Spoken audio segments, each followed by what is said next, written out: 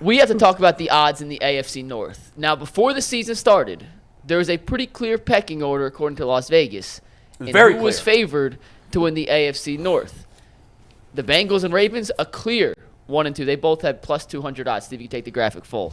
The Browns, before the season started, plus 375, almost 4-1 odds to win the division. The Steelers, well behind at plus 750. After one game, the odds were updated yesterday now that we are here in week 2. And Steve, you cut directly to the next one. The Browns have skyrocketed. They're plus 220 now. Almost cut their odds in half. Man, somewhere I can hear Bull screaming, "Prisoner of the moment!" So my question to you guys is, One game. He yelling at the TV right now. are you willing to change your opinion and consider the Browns the favorites in the AFC North? Because they're funny. They're almost favorites right now. Funny you ask, because when we initially did this a couple weeks ago, I said that I had the Bengals and then I had the Browns right here, Like And 1A. Yeah, it's like right there. Because I seen the vision, all right? I see the vision. And, Bull, I know you watching and you're saying, Tyvis, I can't believe that of all people that you are saying this right now. But like I said, it's something that's concrete to me. Like, I see the concepts on offense. I know that it's going to come. I got a whole bunch of faith in Deshaun Watson's going to figure it out. And that defense, to me, is something that's going to You do transition. still? Do you have no questions about that? I have no questions. Wow. I think he's going to light it up. I still believe that he's going to light it. That's Because bold. the thing about him, what makes him good, is that if all else fails, He can run. He can run that ball. Yeah. So can Daniel Jones. he can still So can be Daniel Jones. Nah. Yes, he can. No, don't do that. Go look back. He tripped over his own feet. McNuggets. Daniel Jones last year was looked at as one of the Daniel top Jones can scrambling scoot. quarterbacks in the NFL. I'll walk can Daniel Jones down. And you know what? Dallas said, you can't throw, so run against us. Let's bring That's it. what they should, and he should have. He tried. It didn't work. But anyways, he got a lot of talent around him. And like I say, he was identifying where to go. I'm just going to say that the weather did play a huge part in it. Because And I think it did. that's half the battle, knowing where to go with the football. So and, you're buying on this 220. You think that's if I was able to bet, right. me being a Browns employee, you cannot bet on NFL games And or make- NFL and make sure you anything, don't. or you will get fired. So with that being said, if I wasn't a Browns employee, I would have jumped at 375 a long time ago. Yeah, I think I know where you're leaning here because you got Kool-Aid everywhere on this set. But 220, that's a big move for one football game. So, Tyvis, man, our bet that we had the other day don't count then? What bet? Don't do that. Don't do that. You see my face? Hey, I just got a call from the NFL. Tyvis, you're in trouble, bro. You're in trouble. Oh, my goodness. I looked Personalized bets for non-monetary items are acceptable. Professional betting with the casino is not. Man, we was right down there in the Browns locker room down there. We was doing, let me stop playing. Leave him alone. That was just G pushing this Kool-Aid. Listen, I told people when the season started, I looked at the rosters. I looked at point by point, team by team, quarterback by quarterback, coach by coach.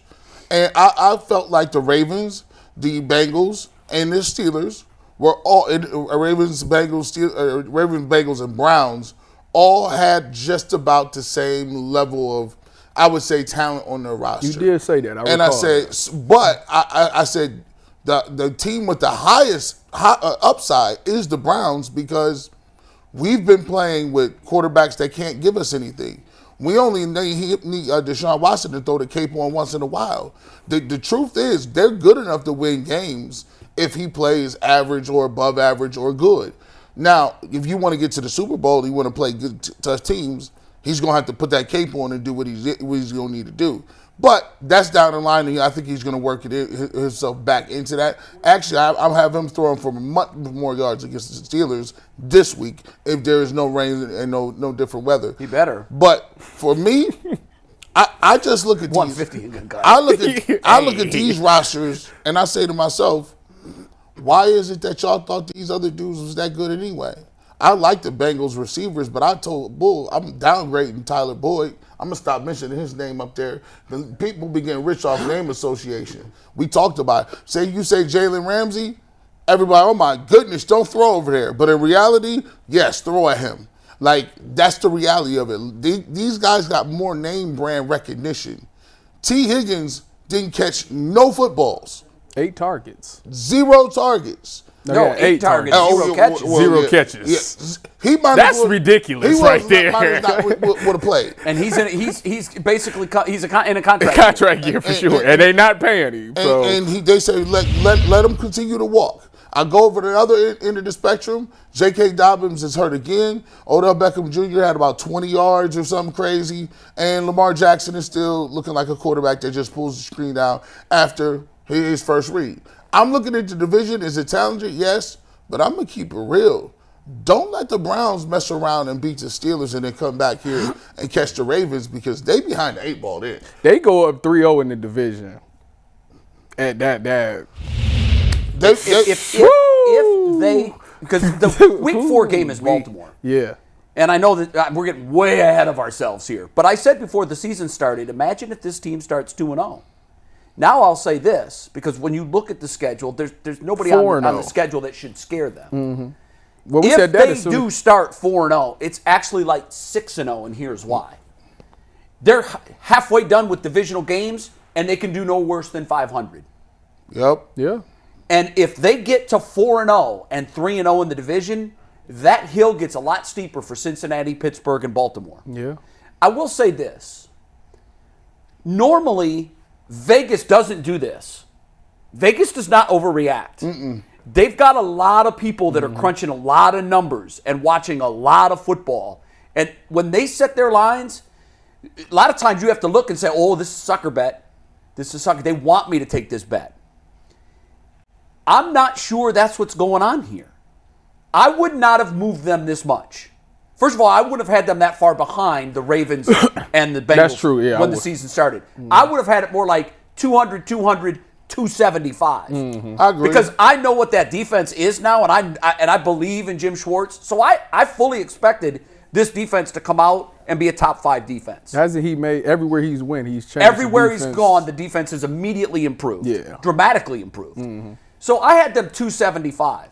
So I think what they're saying here is not so much that, wow, week 1 changed our mind because we think they're going to be a contender now. I think what they're acknowledging is, oh, damn, we underestimated them from the beginning. Yeah. And that's because that's a colossal week 1 jump. Yeah. That is, you don't see that, guys. You do not see that in the NFL. And so, I think that they're appropriately rated right now. Maybe still a little high. I might have them plus 230. I would have moved them up significantly from week 1, though. The thing what's really impressive to me right now is that, and we're going to talk about this later in the show, about national attention. Oh, yeah. I know that Browns fans are never going to be happy with the way the national media covers this team. Never. Not until they I can win the tell Super you Bowl. that because I was in that cesspool for 17 years. Oh, yeah, you were. Yeah. And I saw how that machine works. And here's how it works. Monday night football, Sunday night football, Thursday night football, Cowboys 7 times. Yep. Cowboys, they're going to win it all. Cowboys are going to win it all right now. The national media will always take the bait on the Cowboys and the Giants. Always and forever. It's just like they take the bait on Notre Dame. Oh, Lord. So we're never going to be happy with the way the national media is covering Cleveland. I don't pay attention to the national media. I don't consume national media. I don't know what they're saying about us. I do have conversations with friends in the national media. And I reached out to about a dozen of them after week 1. The same dozen I reached out to before week 1.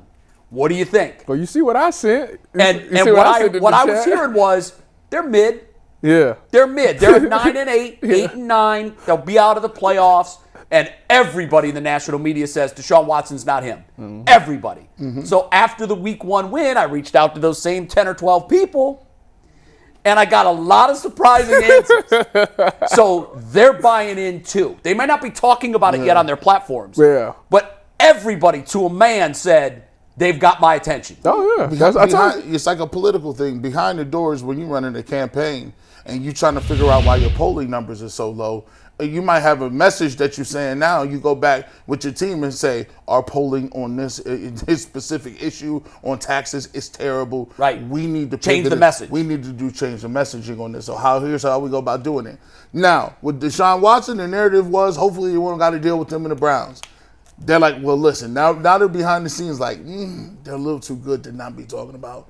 Here's the way we got to approach Deshaun Watson, the Browns, and what they're doing. And the thing that they're really the most happy about, and you'll see the pivot coming soon. I'm telling you, I'll be right sometimes.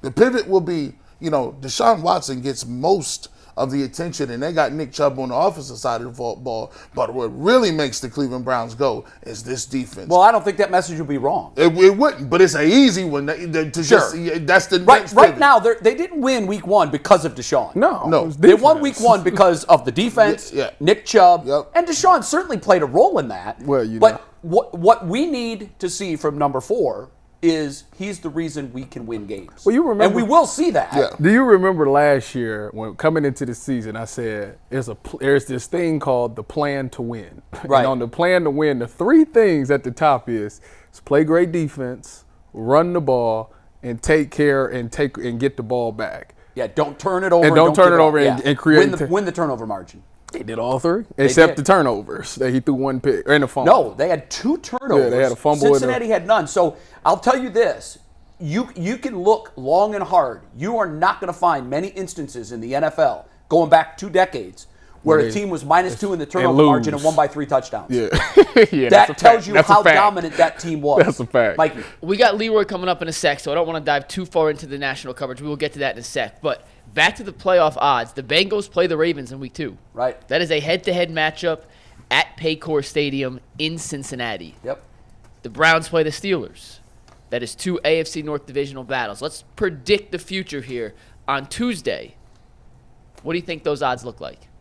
Jay. Those odds in particular, or what do I think the standings look like? No, the odds to win the division. So I guess you're picking winners there too, but I would. Who do you think? I think Cincinnati's going to win that game. I do. They are. And I think Cleveland's going to beat Pittsburgh. I do too. So what you'll have is a Cleveland 2-0, Cincinnati and Baltimore 1-1, and Pittsburgh 0-2. And what do those odds look like? I think they'll probably shrink it a little bit. But again, I think Vegas has made its big move on the Browns. Mm-hmm. And I think that move was an acknowledgement that, man, we missed on this team up front. They are now appropriately rated. Now, they're not going to move it again significantly after another 1 week. Yeah. Because if they didn't learn from last year, and Vegas always learns from everything, they saw what Cincinnati was last year in week 1. They lost to a Pittsburgh team that missed the playoffs and Burrow threw 4 interceptions. Mm-hmm. They brought it together and won the division and made a deep playoff run. The only next game that I think you could see a significant jump in, whatever Vegas see us, I wouldn't even say it's the Ravens. After they come back from the bye week against the 49ers. Right. That's like a mirror match type game. You got the 49ers, and they destroyed the Steelers. But the 49ers are looked at a team that is going to be in an NFC Championship game, possibly a Super Bowl team. So if you go play in that game, I think if the Browns play very well, especially against guys like Nick Bosa, you got Deebo Samuel. It's a lot of names, right? Kyle Shanahan. It's a lot of storylines with that. If they can come and play well or win that football game, I think people will start to be like, they might be the betting favorite. I think that's right. I think that's right. They now go you're into playing that game a yardstick team in the NFC. Yep. And man, San Francisco looked dominant. Yeah, they looked did. dominant. Yeah, they did. They got pieces everywhere. Brandon Ayuk. They really do. But you know what, guys? They really remind me a lot of the Browns. They do. Yeah, they remind me a whole lot. McCaffrey to Chubb. Yep. The defensive pieces, the Bosa to Garrett. The back end of the defense to our back end of the only defense. difference is they got Fred Warner. That is a big difference. God, I wish we had a Fred Warner roaming the middle for our defense. Who's to say Anthony Walker is it? We don't know. We haven't really got a chance to see it. We do know Anthony Walker's not Fred Warner. Let's be honest. We don't know. We don't know what he's going to be in the Jim Schwartz defense with these pieces. He played one game. We don't know that. Has he only played technically 2 games with the Browns? Just a handful of games. I think he played a few last year. He got hurt in the second game, Was it the second? I thought it was later than that. This is his 3rd year for the Either Browns. way, I think to judge A-Walk right now on what we've seen from him here would be unfair because This defense is special. It is. It is different, and we don't know what he's going to be and how he's going to fit in.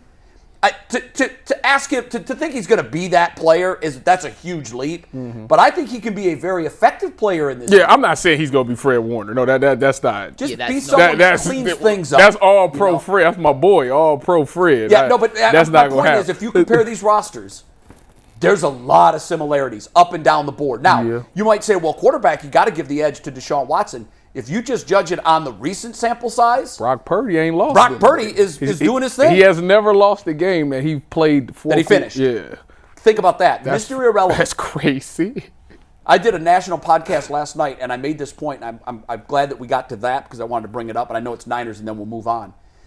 I think the Niners are probably as well positioned to win it as anyone because, like Seattle when they won it, when Russ was on a rookie deal, this guy's stealing none of their salary cap. Imagine that. The quarterback is the biggest suck That's the best on the time. salary That's cap. the best time to hit. Win It's the Super the best Bowl. time to hit, and they Jay, know not it, only- and they're gonna Not only operate is he on a that way. rookie contract, he's on a 7th-round pick rookie Exactly. contract. So there's a rookie contract with Baker Mayfield that came in as a number one.